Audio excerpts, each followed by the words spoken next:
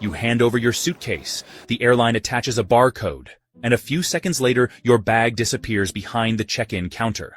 From that point on, you trust one thing, that the suitcase traveling under your baggage number is actually yours.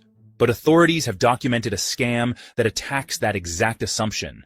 An airport insider removes the tag from an innocent passenger's suitcase and attaches it to another bag, sometimes one packed with drugs, and suddenly, the airport system can connect that bag to you. And before your next checked bag disappears down that belt, there are several details you want recorded, including one almost nobody thinks to capture. Look at the little baggage sticker airlines give you after check-in. There's usually a bag number on it, maybe routing information, and enough data for the airline to trace the luggage. Useful? Absolutely.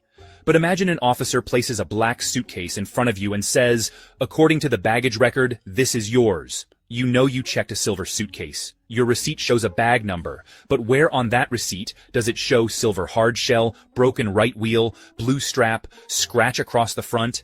It doesn't. That is the gap criminals have allegedly exploited.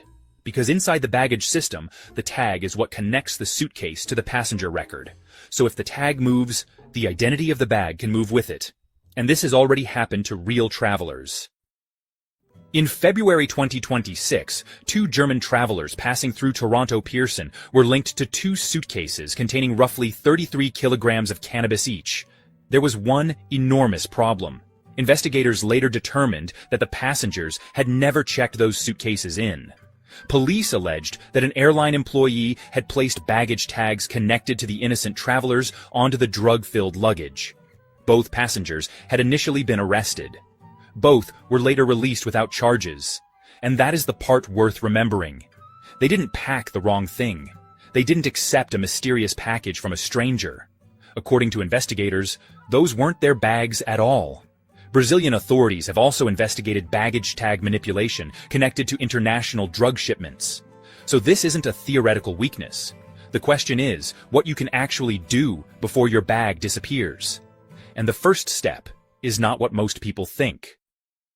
A lot of travelers already photograph their luggage. That's useful if the airline loses it. You want something much more specific. After the airline attaches the baggage tag, but before the suitcase leaves your site, photograph the bag and the attached tag together. Not two separate pictures, one frame, and make sure the suitcase is recognizable and the baggage tag is visibly attached to that exact handle. Get enough detail to identify the bag. Color, brand, straps, stickers, scratches, damaged wheels, anything distinctive. Now you've connected this physical suitcase to this airline baggage tag at the point of handoff. That is already much stronger than simply keeping the little receipt. But there's still a problem. Two suitcases can look similar. A tag can be copied. And there is another number sitting right in front of you at check-in that most passengers completely ignore. Look at the luggage scale. Say your suitcase weighs 41.2 pounds. Take the picture. Because weight gives you another objective characteristic of the bag you actually surrendered. Imagine authorities later associate your baggage tag with a suitcase weighing 68 pounds. That difference doesn't magically prove a crime happened. But now, investigators have a discrepancy they can examine. You didn't just say, that bag looks different. You can say, the suitcase I checked looked like this, carried this tag, and weighed 41.2 pounds at check-in. Appearance. Tag. Weight. And before the suitcase leaves, there's another check that can prevent a much more common problem than smuggling. Most of us watch the baggage tag print and assume the computer got everything right. Take 5 seconds and actually read it. If Miami is your final destination, you should expect MIA. Los Angeles, LAX. Heathrow, LHR. Connecting itineraries can show multiple airports, so don't panic because more than one code appears. What matters is that the routing agrees with your itinerary and what the airline tells you. If something looks wrong, this is the moment to ask. Not when you're standing at baggage claim and your suitcase is 2,000 miles away. Then keep the baggage receipt. Now you have two different records, the airline's claim information and your own image showing which suitcase had that tag attached. But both of those still depend on the airline's baggage system. The next protection doesn't. Most travelers put an AirTag or another compatible tracker inside a suitcase for one reason: to find a lost bag. But think about what it can do in this situation. An official presents a black suitcase carrying a baggage tag associated with you. Meanwhile, the tracker hidden inside the silver suitcase you actually checked is showing a completely different location. That doesn't automatically clear anyone, but it creates another independent piece of information. Where is the physical suitcase you packed? That's valuable. Keep an airline-permitted tracker inside the luggage, not dangling from the outside where it can easily disappear. And before a major trip, check that the battery is working. Now we have appearance, tag, weight, routing, receipt, and an independent location signal. But all of that can still be wasted by one surprisingly common mistake when you land. When luggage starts appearing on the carousel, most people identify their suitcase by color, grab the handle, and leave. Slow down for 5 seconds. Look at the physical bag first. Same brand, same color, same strap, same scratches, same damage. Then check the baggage tag. And here's the important part.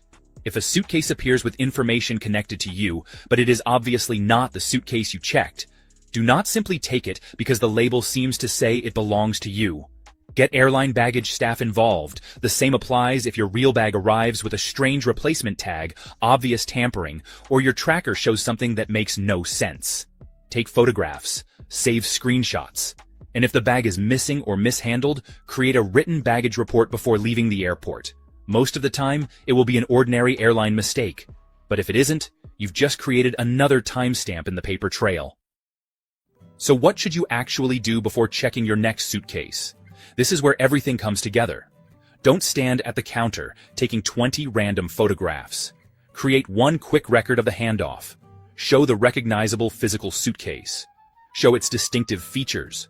Capture the baggage tag attached to that suitcase. Capture the routing. Capture the weight on the scale. Keep the matching claim receipt, and if you use a tracker, have it running inside the bag. That is the complete idea. Not, I checked a suitcase.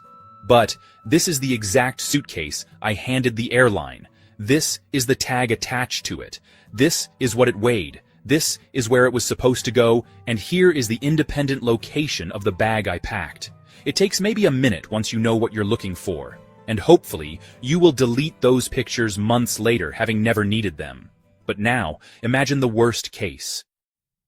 An officer puts a suitcase in front of you that you have never seen. Your baggage information is attached to it. This is not the moment to start inventing theories about baggage handlers, smugglers, or what happened behind the scenes. Stay calm. State clearly that you do not recognize the suitcase. Then, show what you actually know. This is my suitcase. This was the tag attached to it. This was the check-in weight. This is my baggage receipt. This is where my tracker shows my bag. Those records are not some guaranteed get-out-of-jail card. If the situation becomes serious, get appropriate legal assistance.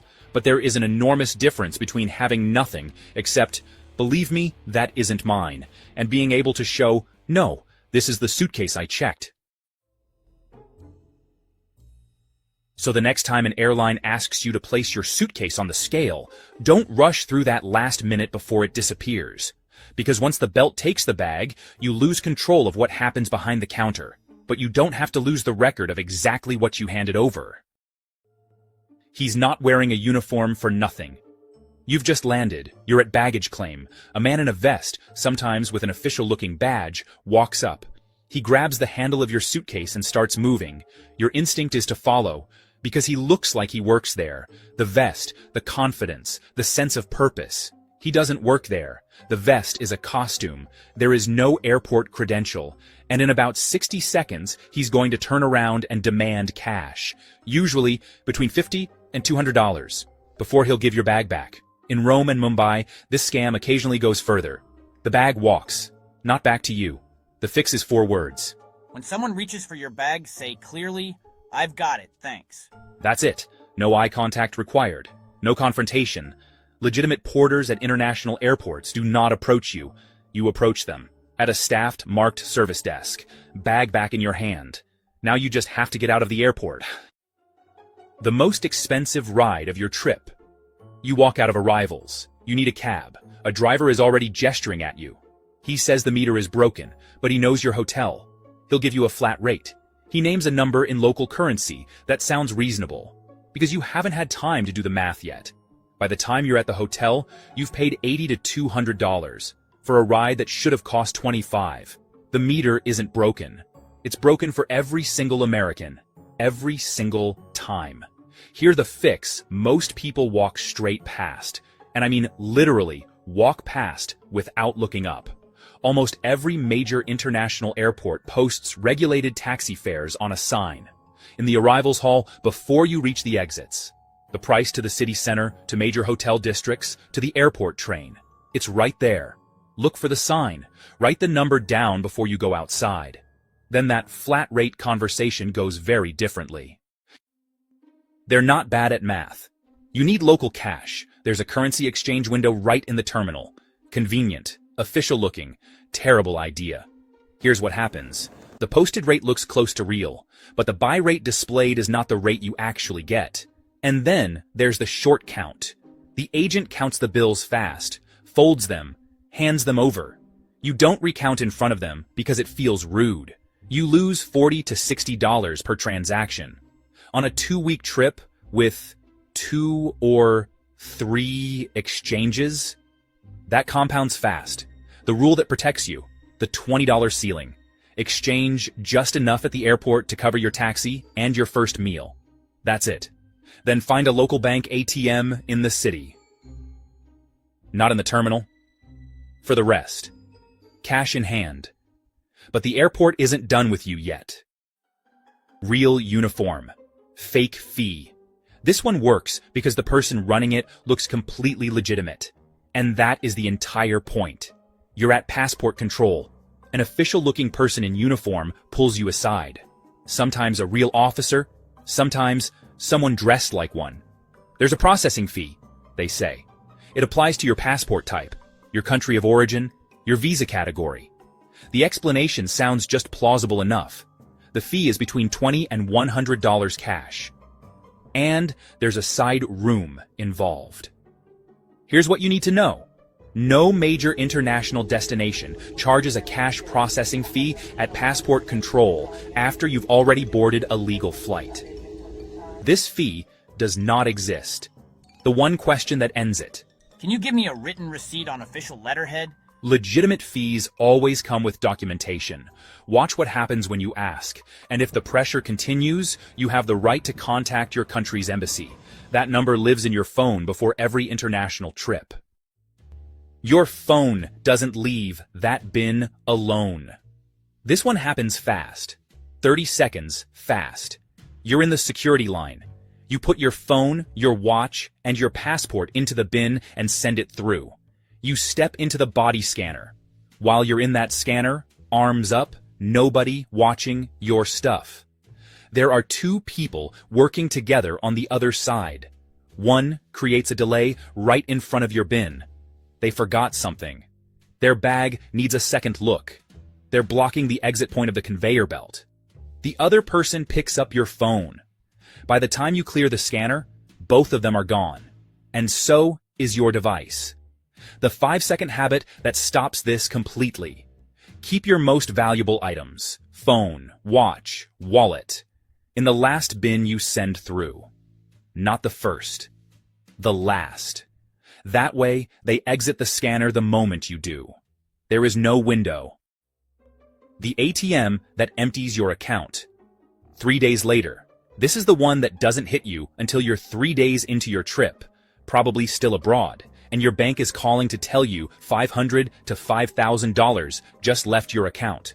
Tucked away ATMs in international terminals are a primary target for skimmer overlays. A physical card reader placed over the real slot. A pinhole camera aimed directly at the pin pad, both installed in minutes, both invisible to anyone who doesn't know to look. You use the ATM. Everything seems fine. 3 days later, your account is drained. 2 physical checks before you ever insert your card. First, wiggle the card slot. A skimmer overlay is glued on top. It will have slight movement. The real slot will not. Second, look for anything near the pin pad that seems raised or off-center. That's where the camera hides. And the safest ATM at any international airport? one that is physically attached to a bank wall, inside the bank's own terminal booth, with staff visible, not a standalone machine in a quiet corridor. The driver has your name. Nobody sent him. You walk into Arrivals. A man is holding a sign with your last name on it. That's your driver, right? Maybe, maybe not. Here's how scammers get your name without being hired by anyone. They photograph luggage tags in the baggage claim area. Your last name is printed right there in large text. They use flight tracking apps to pull passenger manifests on arriving international flights. Then they stand in Arrivals looking official, knowing full well that a tired American will see their name and follow without asking a single question. The outcome is either a $150 to $400 inflated fare, or a kickback hotel that won't honor your actual booking. 2 questions that any real driver can answer immediately without hesitation. 1. What company sent you? 2. What name did the booking come under, first and last?